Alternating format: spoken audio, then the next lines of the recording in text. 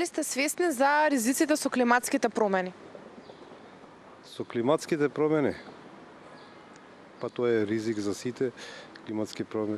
Апсолутно, јас лично ги почувствуваме, и мојата и другарка, и јас исто така. Со осцилација на крвниот притисок имаме проблеми и умор секогаш се разбира, затоа што имаме многу осцилации на времето. Да, многу. Премногу, девојче. Премногу. Климатски промени. Тоа е природен процес, како да ви кажам. Свесни сте, маđабе? Апсолутно. Ве плаши тоа што секоја година имаме се потопли лета? Па знаете што, јас имам доволно години, па ја нема да дочекам некои катаклизми, катастрофи, но не е добро, сигурно не е добро. Ама за сето тоа ние сме криви. Ме плаши затоа што сметам дека со тек на времето ние ќе немаме ни зима во Македонија, затоа што зимите стануваат пократки, немаме веќе снегови, а летата стануваат жестоки и многу топли. Не плаши, ама што да правиме? Мислам, ние граѓаните не можеме да влијаеме на тие климатски промени. Се повеќе озонски дупки, све потопло, глобално затоплување имаме. Не можеме никако да реагираме ние. Секое лето е по-неиздржливо и неиздржливо. Мислам дека се тоа циклуси, не е тоа баш точно. За мене, не. Иначе, јас сум и хидроинженер, иначе. И мислам дека се тоа циклуси кои што поминуваат и така натака. Што лично вие би превземале за заштита на животната средина? Што повеќе да се озеленува, што повеќе дрва, а не направија овдека бетонска џунгла у Скопје. Значи, што повеќе зеленило, што повеќе шуми да има, само тоа не спасува. Да се најде еден баланс измеѓу луѓето, животните, природата, како што некогаш била. Не можеме ние да бидеме тие што ќе го земат просторот на другите, а да не осетиме последици. Сите сме поврзани на овој или оној начин. Животните, билките, човекот, нашиот однос е катастрофален во тој поглед. Па не може како поединец многу да се стори. Не може. Треба да се делува заеднички. Вака како поединец многу тешко. Закон. Само закон. Да, интересни одговори, дел од нив е една голема вистина. Ќе се согласиме со тоа дека сите сме едно и сите сме дел од природата, сите сме поврзани, нема никако човекот се однесува како да е тука главен, но како и да е, кога ќе го видиме тој синџир и кога малку повеќе ќе се освестиме на тоа поле, веројатно така и појасно ќе видиме кои се последиците од многу пати или почесто така неодговорното размислување и однесување. Се потсетуваме на тоа на денешниот ден посветен на нашата планета Земја, нашиот единствен заеднички дом кој што треба да го чуваме секојдневно или да речеме дури во секој час, ако знаеме првенствено како да се однесуваме и со отпадот, за тоа веќе нели говоревме. Но и многу други работи се. Тука се разбира сето она кое што не очекува како предизвик за планетата, но и за секој кој што е дел од неа, климатските промени и токму одбележувањето на денешниот ден кој што започна како едно движење или иницијатива од 20 милиони луѓе широм светот, а веќе продолжува како едно глобално движење од 199 земји. Се праќа една иста заедничка порака дека природата е наша заедничка, односно ние сме дел од неа, а исто така и дека треба само еден мал чекор или чекор по чекор да се грижиме константно за неа и да ја чуваме.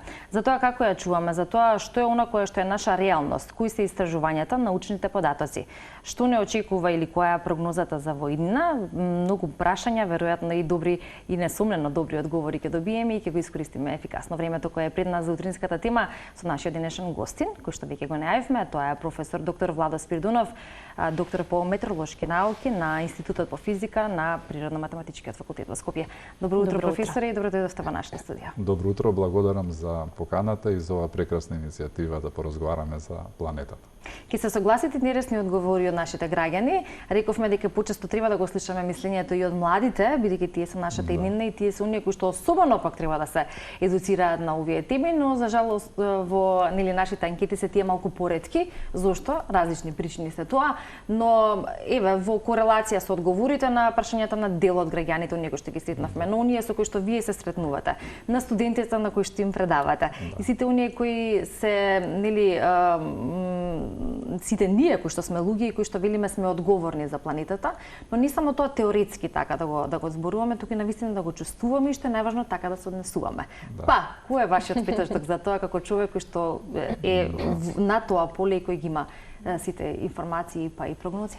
Така, пред се би сакал да кажам дека овој датум, значи не е само символичен датум, напротив има длабока поврзаност на планетата со природната животна средина, со климатскиот систем и оттаму значи представува значи суштински систем за одржувањето на животот на луѓето и одржливиот развој на планетата. Затоа мислам дека сите треба значи да бидеме одговорни, совесни пред се и да имаме значи навистина една како да кажам, да развиеме такви практики со кои што ќе се сочувува нашата планета, нема да ја загадуваме дополнително и на тој начин ќе допринесеме да имаме поздрава животна средина, поздрави луѓе и така натаму и нормално можеме подобро да функционираме како заедница. Да, треба да размислиме за идните генерации, што им оставаме. Но дали овие денешни генерации, Ивана спомена и студентите и луѓето со кои што секојдневно сте во комуникација, дали гледате малку промени во нивните ставови и размислувања? Дел од соговорниците на анкетата споменаа да, свесни сме за климатските промени, но џабе. И можеби многумина така размислуваат дека не знам, ако тие нешто направат, можеби би било џабе или залудно, но од друга страна велиме мали чекори, големи промени. Треба да тргнеме сите сами од себе. Да, значи да не се повторувам, значи првенствено треба да зајакне свеста кај граѓаните од најмалата популација, најмладата генерација, едноставно преку различни објаснувања, семинари, трибини, разговори, книги детски, мислам постојат различни начини и практики. Понатаму до средна генерација и така натаму до највозрастните и најчувствителните кои што се луѓе на бидејќи еведен соговорник ваш, така и токму искажа дека реагира на сите тие нагли промени. Да. Значи, во односот самите климатски промени како феномен на вистина се забрзани, недвосмислени, значи, и за тоа постојат научни докази, односно научна евиденција. И оттаму сите оние реперкусии и последици што ќе се јавуваат и во иднина, навистина ние треба како луѓе, како институции да се адаптираме час поскоро, да се прилагодиме со други зборови и на тој начин да можеме да ги ублажиме или пак да речем минимизираме овие сите последици што ќе се случуваат во иднина. Меѓутоа ова е еден како да кажам еден интегрален комплексен пристап, не зависи само од совесноста на луѓето и одговорноста, меѓутоа зависи од одговорноста на сите нас и од институциите, бидејќи сметам дека тоа не е локален проблем. Значи, кога зборуваме сега за планетата, тука треба глобална одговорност, односно глобален одговор во контекст на тоа. Така е, да, и не зборуваме само во наши рамки или за нашата земја, туку и глобално, што повторно не е нешто за кое што може да кажеме дека сме го сватиле толку сериозно и дека се превземаат мерки.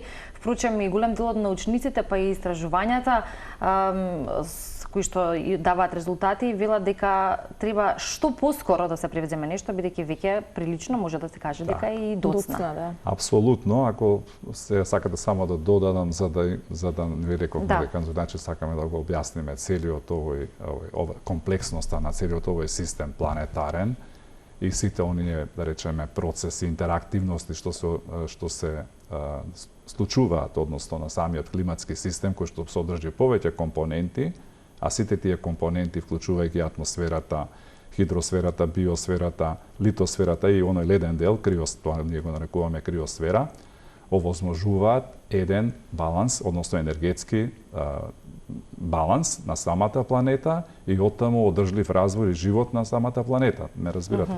Меѓутоа, Кога зборуваме за забрзани климатски промени, за да го објасниме тој момент и оние сите што имаат недоверба кон самиот научен концепт, значи постои статистичка и научна евиденција, и еве само ќе напоменам, во споредба со минатата геолошка епока, тоа било последното, се нарекува холоцен, температурата за 11.700 години се менувала 0,01 степен за 100 години, за век. Сега климатските промени се забрзани.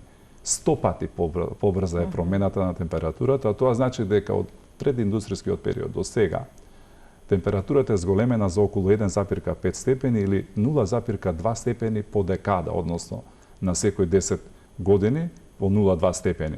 Тоа е премногу за овој климатски систем, затоа што на тој начин е нарушена она енергетска рамнотежа што постои на самиот климатски систем и тој постанува нестабилен.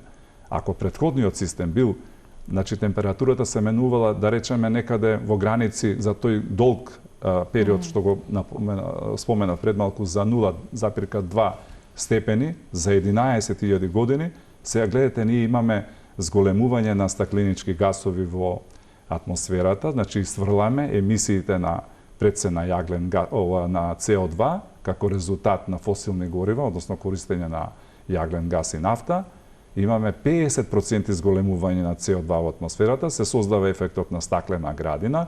Тоа значи дека се нарушува оној енергетски биланс, тоа ние, значи, во науката го кажуваме, кога имаме такво нарушување на таа енергетска рамнотежа на целата планета и на системот, добиваме повеќе топлина на површината на Земјата. И оттаму, сите оние податоци статистички, за да ние интерпретираме каков е трендот на температурите на целата планета, ние вршиме некое осреднување од сите мерења што се спроведуваат на целата планета и правиме пресек, односно споредба со некој изминат климатски период и на тој начин утврдуваме дека на вистина просечната глобална температура на планетата е зголемена веќе за околу 1,5 степени, па во одредени области, одделни области на планетата и повеќе. И кога ќе го слушнеме сето ова и ќе добиеме таа информација и кога ќе сватиме дека веројатно човекот е главниот фактор зашто тоа се случува, а веќе е дојдено до таму да прашање дали воопшто може назад ако збориме за индустријата и сето она кое што го имаме во денешно време, тогаш се поставува едно друго важно прашање, а тоа е кое е решението и дали решението може да се појави за доволно време, се додека не ги видиме оние последици кои што меѓу другото повторно ќе речеме научниците ги предвидуваат или прогнозираат. Еве веќе се прогнозира едно од најтоплите лета кое што не очекува 2026, ви тоа ќе појасниме, ќе ни кажете. Некако ударни вести кои што еве да речеме малку не заплашуваат секој од нас, но кога ќе се види реално целата ситуација, треба малку се добива друга слика. Да. Значи дел од решенијата ние споменавме на почетокот на емисијата, меѓутоа во контекст на стопирање на овој процес на глобално загревање на планетата, суштински е да се придржуваме на сите оние потпишани протоколи и договори меѓународни, последниот е Парискиот договор, да се задржи, значи, се обврзуваат глобално заедниците да се задржи растот на температурата до 2 степени до 2050 година. Тоа е едно оптимистичко сценарио, тоа значи дека, ќе се намалат емисиите на стакленички гасови пред се како резултат на користењето на овие суровини кои што ги споменав. Значи тие треба комплетно, постепено да се исфрлат од употреба во контекст на индустријата, во контекст на енергетските ресурси, во контекст на другите потреби и да се пристапи кон таа зелена агенда и кон користење на алтернативни извори за енергија. Да се замени комплетно јаглен гас и нафта со овие, да речеме, обновливи извори и алтернативни, зелена агенда, штедење на енергија и други мерки што се неопходни и практики за да ние час поскоро, значи го стопираме тој процес на понатамошен раст на температурите. И глобално, меѓутоа и во нашата земја, во Македонија. Да, зборувајќи за последиците за кои што Ивана пред малку спомена, дел од нив веројатно научниците ги предвидуваат и допрва се очекуваат, но ќе се сложите дека дел од нив и веќе ние ги живееме или ги чувствуваме. Би сакала да го прокоментираме она што и пред да се вклучат камерите го зборувавме. Излегоа некои истражувања пред само некој ден дека минатиот месец март бил вториот најтопол март во Европа во историјата на мерењата и исто така уште една студија која што вели го шокираше светот, а тоа е дека Атлантскиот океан е пред климатски колапс, односно дека Европа и Америка би можеле да се соочат со катастрофални климатски промени побрзи од очекуваното или од предвидувањата. Научниците предупредуваат дека Атлантската меридијанска струја, клучниот систем кој што ја регулира глобалната температура, пренесувајќи топлина од тропските предели кон Арктикот, моментално е на најслабо ниво во последните 1600 години.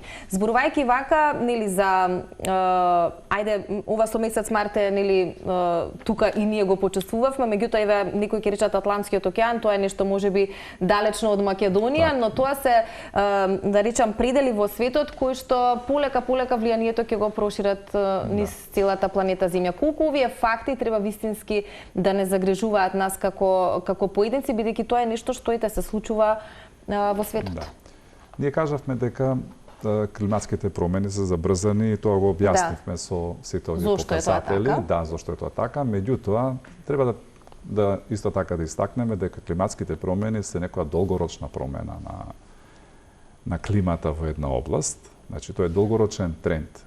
Внатре, значи во тој циклус, има некоја скала, временска и просторна скала на одредени процеси избиднувања што се случуваат на планетата и во делот на атмосферата, нели? Се случуваат и некои меѓусезонски промени, осцилации, флуктуации, ние ги нарекуваме феномени климатски, тие ги нарекуваме климатски вариабилности. И токму тие климатски меѓусезонски промени исто така влијаат на регистрирање на вакви осцилации во односот на температурата, во односот на врнежите, режимот на ветрови, облачноста, загревањето на океаните и морињата и така натаму. Значи, не мора се да се препишува на концептот на климатски промени, иако генерално климатските промени повлекуваат и одредени, да речам, промени во рамките на овие меѓусезонски осцилации на климата над една област. Значи, ако се разбираме. Така да вие, значи, наредната година одредени статистики ќе покажат и некоја друга репрезентативна, односно некоја информација која што навистина ќе биде како податок дека максимално загревање имало во таа и таа област и така натаму. Да, меѓутоа со ова се служам, значи генерално трендот е таков да се зголемуваат температурите, климатскиот систем е нестабилен, пореметен, а со самото тоа пореметена и она енергетска рамнотежа на целата планета. А што значи тоа? Во загреана атмосфера, при загреана клима, значи повеќе влага, водена пара. Зошто? Затоа што топлиот воздух, атмосферата, масата на атмосферата, оној тенок слојна обвивка околу самата планета до десетина, да речеме во тропските области, екваторски до 15 км висина, значи има одредена маса таа атмосфера. Меѓутоа, масата нормално ја сочинува и сув и влажен воздух. Сега, во загреана планета, имаме 7% поголема количество на водена пара. Значи, оваа топлина и онаа водена пара што е повеќе, овозможува да се развиваат подинамични, бурни, ние ги нарекуваме конвективни процеси, тоа се вертикални движења во самата атмосфера, се развиваат подинамични системи, поинтензивни грмотевични облаци, но интересно е, освен тие индивидуални, да речам, феномени атмосферски или системи во помали скали, ние гледаме дека со промените климатски се забрзуваат, односно динамиката се таму, така да се создаде еден силен, значи, циклон, одсечен, ние го нарекуваме одсечен, затоа што на висина имаше само циклонска циркулација и толку беше силен градиентот на ветерот што на вистина во Загреб создаде такво невреме, значи, сакам да ви кажам дека климатските промени се рефлектираат, односно самиот климатски систем има свој фидбек, механизми и повратни реакции. Еве, например, ќе ви набројам кои се тие повратни реакции со кои што ни враќа нам климатскиот систем. Значи, се топат ледените, односно глечерите, појасите со мраз перманентен, тие ги викаме пермафрост, пермафрост значи на северниот и на јужниот пол. Понатаму зголемува нивото на морињата, така, се намалува соленоста, се менува флората и фауната, односно се менуваат, понатаму се ослободува повеќе метан, затоа што тој метан пак е исто така стакленички газ кој што дополнително влие на статусот на атмосферата во контекст на климатските промени, нели, како стакленички газ. Создава дополнително загревање. Исто така, се намалува рефлексијата на северните полови, тоа е албедо, ние го нарекуваме, и на северниот и на јужниот пол. По-малото албедо, значи, овозможува поголема абсорбција на светлина наместо рефлексија. Па тоа повторно влијае на некој шаблонот на голфската струја, која што нам ни овозможува ваква топла клима да имаме ние во Европа и југоисточна Европа. Сега тоа е веќе можеби за некоја друга емисија подетално да се објаснува, меѓутоа последиците од климатските промени се далеку сежни. А еве само како за пример, еден мој колега од Белградскиот универзитет убаво сака да каже и потенцира, мене тоа многу ми се допаѓа. Значи, нашиот организам на 36,5 степени функционира супер.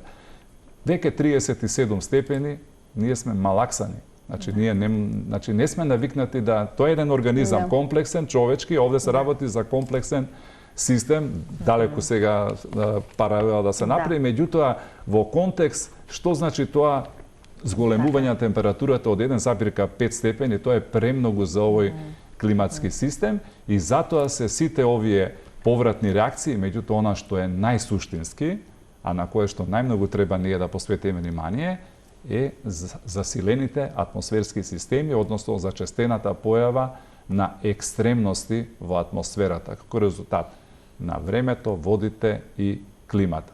И оттаму фокусот на адаптација треба да биде во идните години токму на тоа. Нашата држава, луѓето, институциите, системите и граѓаните, ние како граѓани, час поскоро да се адаптираме на такви состојби. Покрај на она што треба да се адаптираме на климатските промени во идни некои сценарија не толку оптимистички, ако се такви, ако не се придржиме на оние протоколи, треба дополнително да се адаптираме на атмосферските екстремности. Ќе бидат се почести и се поинтензивни. Дали од обични грмотевични бури, силни ветрови или поразвиени системи, циклони и така натаму, или пак имаме повеќе тропски ноќи, тропски денови, односно ќе имаме тропски односно топлотни бранови, сакав да кажам, шумски пожари, или пак ќе има зголемено аерозагадување во услови на континуирано стабилна атмосфера и појава на температурни инверзии, ние на тоа треба да го ставиме акцентот како држава и да едноставно во тој поглед подобро се справиме, иако ова наша мала земја малку учествува во глобалниот процес, ова го кажувам во наводници, во загадувањето на планетата, сепак одговорноста треба да произлезе од локално до глобално ниво. Да. И кога зборуваме за адаптацијата на секој од нас, се разбира и учеството на државата, институциите и сите оние кои што ја имаат својата улога во сето ова. Прашањето е колку вие сметате дека кај нас луѓето пред се информирани или заинтересирани да се информираат за она кое што се случува и во однос на климатските промени, како што рековте, што треба, а што не треба да се припише на климатските промени, а истовремено кога веќе имаме некаков настан, како што беше неодамна настанот во Вила Водно, каде учествува поголем број експерти кои говореа токму на оваа тема, меѓу кои се разбира и претседателката на државата како организатор на настанот, дали има доволно интерес, дали сметате дека имаме доволно такви настани или треба да има се почесто за да стигне информацијата, да знаеме како да се адаптираме, нели, и како и на кој начин ние можеме да направиме нешто. Да, ви благодарам што се подсетивте и на настанот и што го поставивте ова прашање. Значи, дали има доволна активност? Навистина, активноста треба да се манифестира на различни нивоа.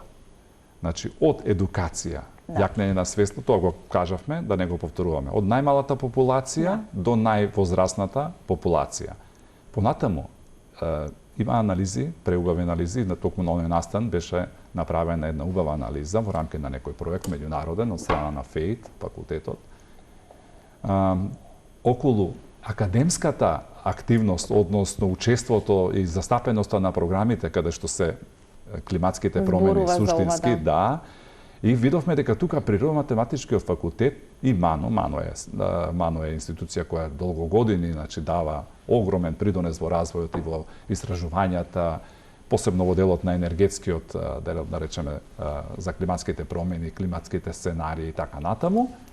Значи, одржување на трибини, одржување на преку научната истражувачка работа, преку меѓународните учества. Тука да не ги изоставам невладените организации се кои што се исклучително активни во делот на афирмацијата, популаризацијата и се она што е неопходно за да се заштити нашата животна средина, преку апелите, преку нивните кампањи, преку нивните активности на терен. Да не нешто ако испуштам нека ми извинат сите, во кратко време не може се да се искаже. Да. Така да, еве сега ние исто на Институтот за физика, бидејќи реков дека ПМФ на некој начин е во предност во односот колку се застапени, јас и токму тоа, значи акредитирана програма за прв циклус студии геофизика и метеорологија помеѓу останатите програми. Сега нова акредитација подготвуваме каде што ќе биде повторно модул геофизика и метеорологија, се изучуваат климатските промени.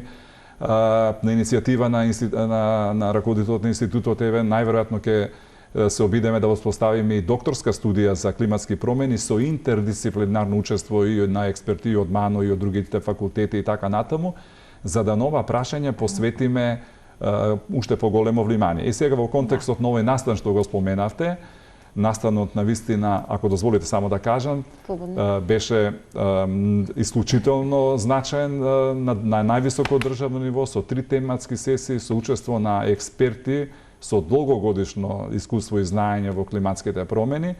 Разговаравме за институционалната рамка, новиот закон за климатска акција, разговаравме за ризиците од катастрофи и нови иновативни решенија и солуции, како ние како држава да бидеме подготвени во превентивното делување, односно со раната најава на повеќе степени хазарди и базирани на влијанија. Каде, например, во која област какви влијанија се очекуваат со тој хазард. Значи, сето тоа ние го замисливме да се дизајнира еден таков систем со мобилна апликација и секој граѓанин во Македонија да биде меѓу првите земји во Европа и пошироко, што ќе има таков интегрален систем, меѓутоа и мобилна апликација секој граѓанин, и оној што е во поле, и оној што работи на градежни, да речеме, работи, кој што се наоѓа на автопат, може да биде затекнато некое невреме, сепак има промптна информација на својот мобилен телефон, бидејќи тој нема тука во надвор кога е од својот дом, нема нити уред, некој телевизија или слично, а вака ќе има директно информација за какво невреме, односно каква закана би можела да каква временска непогода може да се очекува. Зборуваме не сега да се очекува во реално време како диагноза, тоа се очекува напротив во идно време, за да можеме да се заштитиме. Така да имаше и уште една тематска седница поврзана со адаптација на земјоделието, адаптацијата на енергетскиот сектор, во односот на квалитетот на води, во односот на поплави речни и поплави од интензивни вржи. Така да тој настан на крај се круниса со тоа што претседателката предложи, односно предложивме заклучоци, сега се наоѓаат на усвојување, кои што ќе бидат доставени до Советот за безбедност, каде што сум јас член, и до сите институции и граѓаните, за да час поскоро на некој начин се иницира или се мотивираат институциите за заеднички направиме нешто поиздржливо и нешто што ќе остане како систем за во иднина. Искрено ме радува што ги споделивте овие информации, што и нашите институции, особено првата дама на нашата држава, има слух за ваквите работи кои што навистина го движат светот и веќе многу од работите нели ги живееме и чувствуваме. Едно од темите не беше веќе испишана и на екраните, па со оглед на тоа што некако се приближуваме полека и кон крајот, би сакала да го прокоментираме моментот дали ни доаѓа најжешкото лето досега. Некако мислам дека и минатата година имаше некакви такви прогнози за минатото, па ете дали повторно се навраќаме на муабетот или оние сензационалистички вести кои што носат читаност, гледаност, па и на некој начин допираат нели до граѓаните, дали се сведува на тоа или од друга страна пак тие нови екстреми се веќе новото секојдневие кое што го живее светот? Постојат и такви, како што рековте, затоа што за секоја блиц информација стои посетеност, односно тука се комерцијален ефект. Меѓутоа, дефинитивно, јас си ви кажав дека климатските промени се долгорочен тренд. Меѓутоа, ние треба да бидеме подготвени на оние меѓусезонски промени, колебања или варијации на самата клима во самиот климатски систем. Тие има друга скала. Такви феномени се и феномените Ел Нињо и Лан Ниња. Меѓу другите има и други само, не во респект на времето што го кажавте, ограниченоста. Но некако вие се најпопуларни. На почетокот беа најавите за супер Ел Нињо од најкомпетентните центри прогностички во Европа и светот, и дел од нив вие користите покрај од нашата институција од УХМР, користите нели такви информации. Наговестувањата беа такви дека, значи, во тој циклус, значи, наидува, односно, сите проценки на сите системи, модели, даваат засилено Ел Нињо. Меѓутоа, сега, за нијанса, се менува, тоа ние го протежиравме на таа тематска седница, јас имав излагање, сега новите сознанија се дека да, Ел Нињо ќе има, меѓутоа неизвестноста е тука застапена колку ќе биде тоа интензивно. Меѓутоа, и во едно, и во друго сценарио, за нас е многу значајно да ние подготвуваме такви информативни климатски билтени. Сезонските билтени подобро би било да се разгледуваат од аспект на веројатност, а не од остварлива прогноза. Заради самата рамка и природа на атмосферата, која што е нелинеарна, турбулентна, динамична, со многу промени. И ние некогаш сме во како да кажам, во цајкно да ги предвидуваме настаните 2, 3, 4 денови однапред, поради таа нелинеарност, сега зависи тој и од многу други работи, меѓутоа кога станува збор за тие проценки со модели, numerički, комплексни numerički проценки, кои што се базираат на природни закони и така натаму. Меѓутоа, сега да се вратам, зашто ова тема далеко може да се објаснува до утре сабајле. Значи, Ел Нињо значи загревање на површинските води, океански, на далечниот Пацифик и на источниот Пацифик, значи и во делот на екваторскиот дел на Пацификот, на Пацифичкиот океан, така. Меѓутоа, тоа не е безазлено, затоа што при тоа загревање, феноменот, таа е топла фаза, се нарекува Ел Нињо, според перуанските рибари. Значи, Божјо момче. Значи, да дојасниме терминот да го знаат гледачите, што значи тоа Ел Нињо. Па да, затоа што многу се зборува, убаво е да знаеме Ла Ниња е девојче. Значи, Ла Ниња, Божјо девојче. Ел Нињо, Божјо или Господово момче. Зошто? Затоа што обично рибарите, тие непосредно што почувствувале дека океанските води во таа област многу се загревале пред Божик. Меѓутоа, тоа не било секогаш така, бидејќи тие се циклуси кои што се случуваат на 2, 3 и така натаму години и се менуваат. Сега, според овие најновите проценки, научниците направиле статистичка евиденција и споредиле со останатите фази Ел Нињо кога имало во последното беше во 2023 година, сега гледате дека е 2026 година, после 3 години. Споредиле дека ова малку поинтензивно од претходните. И што значи тоа? При Ел Нињо се загрева океанската површина, водите во тој дел. Поголемо испарување, поголема топлина. Таа топлина, рековме, мора да се пренесе по тие процеси на динамика на самиот климатски систем. Се разнесува низ целата планета, така. Имаме поголемо испарување, понамален притисок. И сето тоа се рефлектира на целата планета. Односно, сакав да кажам, Европа. Помалку ги чувствува тие промени, меѓутоа, кога се споредувале статистички какви се временските прилики во Европа во услови на Ел Нињо, се извлечкуваат одредени сумарни заклучоци за какви сценарија станува збор. Така да, не е на отмет и нашите институции, па јас се подготвував и за Советот за безбедност такви климатски билтени, чисто од аспект на една предострожност, какви може да имаме ние сценарија. Во услови, ако ова се оствари, што значи тоа? Конкретно, веќе ова конкретен разговор. Значи, ќе имаме потопло лето, ќе имаме осцилации на температурата. Ви убаво пред емисијата ми кажавте и 40, па ќе имаме и над 40 степени. Значи ќе имаме подолг период со суши, подолг период, значи дефицитарен со врнежи.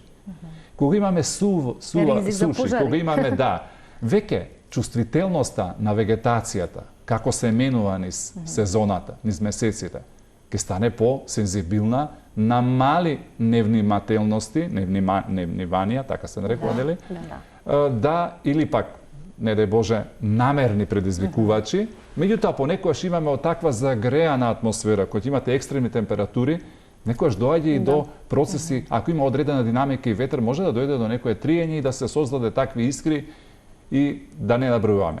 Како и да е, значи треба да размислуваме на такво едно сценарио, кога ќе имаме, значи, зголемени топлотни бранови, тропски ноки, значи дефицит на влага и суши, појава на суши, и ќе имаме, значи, во такви услови поголема веројатност за пожари.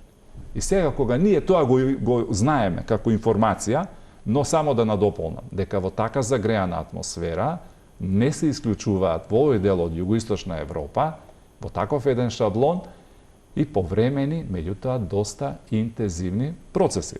Значи знае да атмосферата, како што и сега гледаме дека се повеќе е осцилаторна, ние на пример вие убаво рековте март беше потопол, меѓутоа гледате што се случува во април. Некако ладниот воздух се пролонгира во приземниот слој на атмосферата, па имаше периоди кога не ни беше пријатно затоа што не се чувствувавме, значи во април месец така да одиме по кратки мајци, затоа што долго време се пролонгира вака малку, иако имаше и периоди за викенд или ова кога ќе се зголеми температурата, па најнаш чувствуваме дека ни е многу пријатно и дека е вистинска пролет. И вегетацијата така одеше. Прво се расцвета дрвата, па постепено се сторнира, па постепено повторно порасна температурите. Така да ние ќе имаме такви сега процеси како што ќе се загрева копното сега во текот на мај месец, посебно, значи особено, крајот на април, мај, се создаваат веќе температурни контрасти помеѓу самото копно на Европа и оние водни површини, значи Атлантски океан, Средоземно море, Јонско море и така натаму. Тука ќе имаме поголемо испарување, нели нормално топлина повеќе се крева водената парја, се намалува притисокот во приземје за сметка на океаните кои што побавно одлеваат топлина. И на тој начин ќе се создадат одредени динамички системи, ќе имаме можеби чести грмотевици, нестабилности, а ќе имаме и сонце, ама ќе биде таква атмосферата. И ќе го дочекаме летото, веќе тука ќе почне, ако се интензивира Ел Нињо, веќе јуни, особено јули и август, тука треба да внимаваме во односот како ќе се развиваат тие сценарија и да бидеме многу предострожни, да подготвуваме детални извештаи и сите оние најсовремени методи кои што се протажираат од науката, вклучувајќи ги и оние институционални протоколи и алатки што ги имаат системи, да соработуваме за да помогнеме во подобро справување со такви ризици и кризи. Да. И професор, не би бил разговорот целосен ако не споменеме, сметам уште еден важен момент, за кој што ќе одвоим уште неколку минути од утринската тема како за крај, поврзаноста на метеорологијата со вештачката интелигенција. Велиме прогнозите, она кое што може да се прогнозира, колку може вештачката интелигенција да помогне во таквите прогнози, и не знам дали чувството и впечатокот е субјективен или објективен или научно со податоци подржан, дека како поминува време, временската прогноза која што ја имаме и на апликациите и она која што може и е достапно да се прочита, никако и не соодветствува почесто на она кое што го имаме во реалноста за времето. Ние имавме еден таков пример за великденските празници, каде што се најавуваше прилично дожлив викенд и најнаш имавме одличен пролетен сончев викенд за ден-два претходна прогноза, која што е малку поразлично од тоа кое некогаш било и поточно и попредвидливо, иако времето е непредвидливо и веројатно дури ни вештачката интелигенција тука не може да има некоја толку значителна. Она што можам да го така духовито да го констатирам е дека вие имате добри предиспозиции да се запишете на постдипломски студии по физика на атмосфера, метеорологија. Моментално има 6 студенти, помалку има на прв циклус студии, затоа што добро ги овие работи сите истакнавте. Значи во контекст на вештачката интелигенција или AI или како се нарекува machine learning, значи веќе и првичните, да речеме, сознанија се дека, значи, временската прогноза, нумеричка прогноза, посебно Европскиот центар, развива и такви техники на machine learning и прогнозите, да речеме, јас подготвам некои метеограми 15 на дена однапред, токму на база на овие прогнози со вештачка интелигенција, доста се солидни, меѓутоа кога например ние даваме сега денеска прогноза за 15 денови однапред, се случува да, например, за 7 дена ќе предвиди machine learning прогнозата врнежи, меѓутоа како што ќе ја пуштате следниот ден, некојаш се менува. Исто слично беше јас кога пуштав за време кога очекувавме снежни врнежи, па долго го очекувавме пред Нова година или сакавме да се израдуваме со снег и во еден миг таа прогноза на база на таква интелигенција даде снежни врнежи во Скопје, после јас ја повлеков, со други зборови сакам да кажам дека вие сте во право.